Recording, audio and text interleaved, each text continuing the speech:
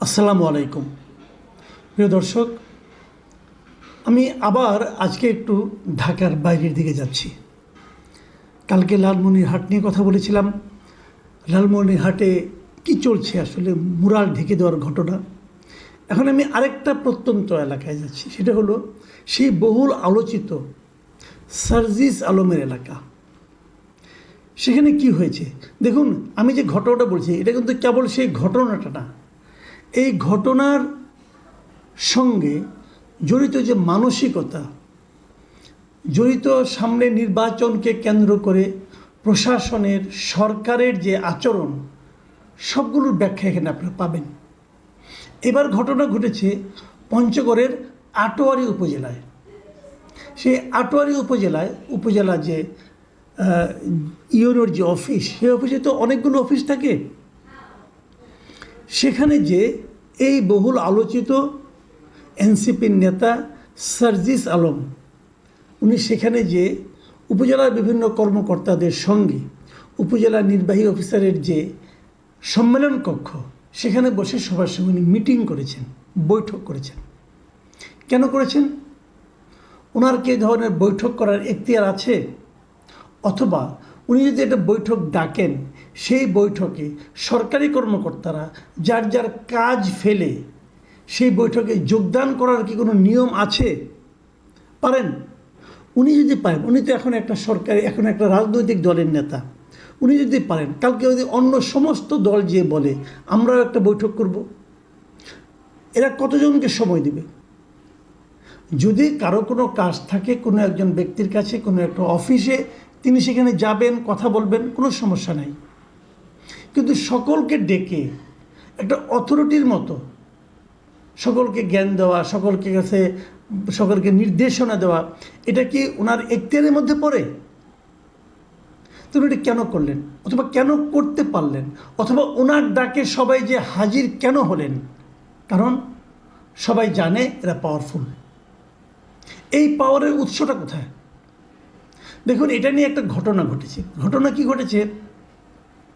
উনি যখন ওই বৈঠক, বৃহস্পতিবারের ঘটনাটা, যখন উপজেলা পরিষদ যখন ওই মিটিংটা করছিলেন সম্মেলন কক্ষে সরকারি কর্মকর্তাদের নিয়ে, ঠিক একই সময় ওখানকার স্থানীয় বিএনপির একজন নেতা, যার নাম মতিউর রহমান, তিনি গিয়েছিলেন ওখানে বিএনপির যে একজন, যিনি আগামীতে ইলেকশন করবেন হয়তো বা বড় নেতা, ব্যারিস্টার নওশাদ জামির, তার ঈদ শুভেচ্ছার কার্ড দেওয়ার জন্য বিভিন্ন কর্মকর্তাদের। এবং উনি কার্ড নিয়ে দেখেন সব কর্মকর্তার রুমই ফাঁকা, কেউ নেই। এখন যখন কেউ নেই, তখন কী হলো, খবর নিলেন সবাই যে ইউনো রুমে বসে, ইউনোর সম্মেলন কক্ষে বসে মিটিং করছেন। কার সঙ্গে মিটিং করছেন? সার্জিস আলমের সঙ্গে। এই সার্জিস আলম কিন্তু ওই এলাকারই সন্তান, তো উনি ওই এলাকার লোক। যখন ওরা বেরিয়েছে, তখন উনি ওই সরকারি কর্মকর্তাদেরকে জিজ্ঞাসা করেছেন যে আপনারা কি এরকম নিজ নিজ অফিস ফেলে যে সম্মেলন কক্ষে বসে একজন রাজনৈতিক দলের নেতার সঙ্গে এভাবে মিটিং করতে পারেন? তখন সার্জিস আলম এগিয়ে এসে নিজের থেকে উনি বলেছেন যে হ্যাঁ পারেন। উনি গিয়েছিলেন এলাকার মানুষের সমস্যা নিয়ে, এলাকার কাজ কীভাবে ভালোভাবে করা যায় এগুলো জানার জন্য উনি গিয়েছিলেন। এটা একটা ভিডিও, প্রায় 2 মিনিট 40 সেকেন্ডের একটা ভিডিও, কালকে আমরা সবাই দেখেছি। বৃহস্পতিবারে মোটামুটি সবাই সোশ্যাল মিডিয়ায় দেখেছে, আমিও দেখেছি। সেখানে যে জিনিসটা খুব ইন্টারেস্টিং লেগেছে আমাকে, যে এক পর্যায়ে যুক্তিতে কুলাতে না পেরে সার্জিস আলমকে দেখলাম, উনি মতিউর রহমানকে বললেন যে টোন লো করে কথা বলেন, মানে কথা আসতে বলেন, তো জোরে বলেন না, টোন গলার স্বর নামিয়ে কথা বলেন। যাকে বলেন গলার স্বর নামিয়ে কথা বলেন, সে কিন্তু তার বাবার বয়সী একজন লোককে উনি বললেন যে টোন লো করে কথা বলেন। ওই লোকটা বলছিল, দেখো তোমরা ছেলেরা, তোমরা যখন কি একটা মেলা করলে এর আগে, কয়েকদিন আগে, সেই মেলাতে আমরা তোমাদের সহযোগিতা করেছি, কিন্তু তখনও তোমরা কোনো রাজনৈতিক দল করোনি, তোমরা ছেলে ছাত্র। সেই হিসেবে তোমাদেরকে সহযোগিতা করা আমাদের কর্তব্য মনে করেছি, আমরা করেছি। কিন্তু এখন তো তোমরা একটা পলিটিক্যাল পার্টি করেছ, এখন কেন তোমরা এটা করতে পারো? এবং আমি মনে করি বিএনপির যিনি নেতা ছিলেন, তিনি অত বড় নেতাও কিন্তু না, এলাকার একজন লোক। তিনি যে কথাগুলি বলেছেন, উনি কিন্তু টু দ্য পয়েন্টে কথা বলেছেন। এবং সার্জিস যেটা করেছেন, সার্জিসের কথার মধ্যে গর্তমি ছিল, অধ্যত্ব ছিল, ক্ষমতার ব্যবহার ছিল। সার্জিস কি এটা পারে? পারে না।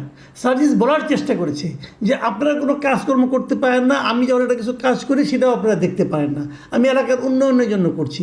তো এলাকার উন্নয়নের জন্য যদি আপনি করেন, তো এই ক্ষমতা দেখানোর আপনাকে পাওয়ারটা কে দিল ভাই? কে পাওয়ার দিল? হ্যাঁ, আপনি বলতে পারেন সরকার আমাকে পাওয়ার দিয়েছে। সরকারি এই প্রোটোকল নিয়ে আমরা গত কয়েক মাস ধরে সরকারি প্রোটোকল নিয়ে বিভিন্ন জায়গায় এই প্রোটোকল পেয়ে পেয়ে আমাদের একটা খারাপ অভ্যাস হয়ে গেছে। সেই খারাপ অভ্যাসেরই ধারাবাহিকতায় আমি এটা করছি। যদি সেটা হয় তাহলে দায়টা যে সরকারের উপরে পড়ে। ভাবুন একটা জিনিস, আমরা এই জন্যই সবসময় বলে এসেছি যে এই সরকার কিন্তু ক্রমাগত বিভিন্ন কর্মকাণ্ডের মাধ্যমে তাদের নিরপেক্ষতা হারাচ্ছেন। এই সরকার আগামীতে একটা নির্বাচন করবেন, সরকার কি তখন নিরপেক্ষ থাকতে পারবেন? ভাবুন, এই সরকারের দুজন এখনও ছাত্র প্রতিনিধি আছে, তার মধ্যে একজন আছে স্থানীয় সরকার মন্ত্রণালয়ের দায়িত্বপ্রাপ্ত আসিফ মাহমুদ সজীব ভূঁইয়া। তারা কিন্তু এই সার্জিস আলমদেরই সহকর্মী ছিলেন, সহযোগী ছিলেন। তারা একসঙ্গে আন্দোলন করেছেন, একসঙ্গে কাজকর্ম করেছেন।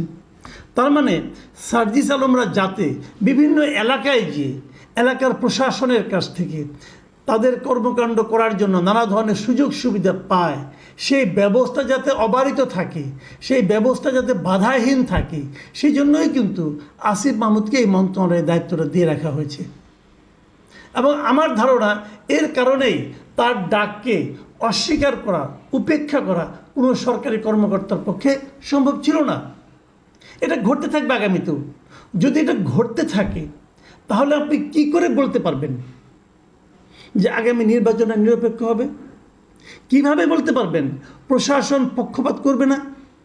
কারণ প্রশাসন তো জানবে এই আহ্বানে সাড়া না দিলে আমার চাকরি নিয়ে টানাটানি হবে, এবং চাকরি নিয়ে টানাটানি করা খুব সহজে বলে দিবে এই লোক স্বৈরাচারের দোষর, বলে দিলেই হলো, ট্যাগ লাগাই দিলেই হলো। তাহলে এই দেশে আমরা যদি একটা অবাধ সুষ্ঠু নির্বাচন চাই, সেই নির্বাচনের সমস্তগুলো পথ কিন্তু তারা বন্ধ করে দিচ্ছে। সার্জিস আলম যে কথাটা বলেছে যে এটা উনি আপনার প্রথম আলো পত্রিকাতে একটা মানে যে রিপোর্টে যখন বের হয় তখন সেখানে প্রথম আলোকে সে বলেছে ওই জিনিসটা, যে অনেক এরকম আছে যে আসলে তারা নিজেরা কিছু করতে পারবেন না, অন্য কেউ করলে তাদের সহ্য হয় না আর কি। ওই লোকটা ওই একই ধরনের, এগুলো থাকবেই, এগুলোকে পাত্তা দিলে কাজে মনোযোগ দেওয়া যাবে না। ওনার কাজটা কি? ওনার এই মুহূর্তে কাজটা কি? উনি এলাকাবাসীর কাছে ক্ষমতা প্রয়োগ করে কাজ দেখাতে চাচ্ছেন, কারণ আগামীতে ওনার ভোট দরকার। তার মানে উনি আসলে ভোটের জন্য এখন থেকে সরকারের যে ক্ষমতা ওনার থাকার কথা না, সেই ক্ষমতার অপপ্রয়োগ করে মানুষকে ভয় দেখিয়ে উনি সেগুলো করার মাধ্যমে বোঝানোর চেষ্টা করছেন যে তিনি একজন বড় কেউকাটা হয়ে গেছেন। এই কেউকাটা হওয়ার মাধ্যমে উনি মানুষের কাছে ভোট দেওয়ার চেষ্টা করছেন। ঠিক হচ্ছে? আমি এই প্রশ্নগুলো করতেছি।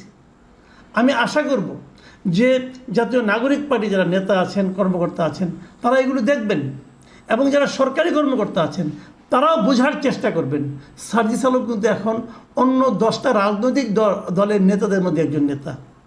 তাকে বাড়তি কোনো গুরুত্ব দেওয়ার দরকার নেই। সবাইকে, আপনি কাউকে গুরুত্ব না দিতে বলছি না, সবাইকে গুরুত্ব দেন। যে কাজটা নিয়ে যাবে সেই কাজটা সে যতটুকু পায় আইন অনুযায়ী ততটুকু তাকে হেল্প করবেন, এর চেয়ে বেশি কিছু নয়। যদি এটা আপনারা করেন তাহলে আপনারা যে সরকারি কর্মকর্তা হিসেবে যে দায়িত্বপ্রাপ্ত, সেই দায়িত্বের মানে আপনারা অপব্যবহার করছেন, এটার মধ্যে মাথায় রাখতে হবে। এবং আগামীতে কিন্তু এগুলো সব হিসাব হবে, যারাই ক্ষমতায় আসুন এগুলি কিন্তু হিসাব হবে। আমি মনে করি সকলের শুভবুদ্ধির উদয় হবে।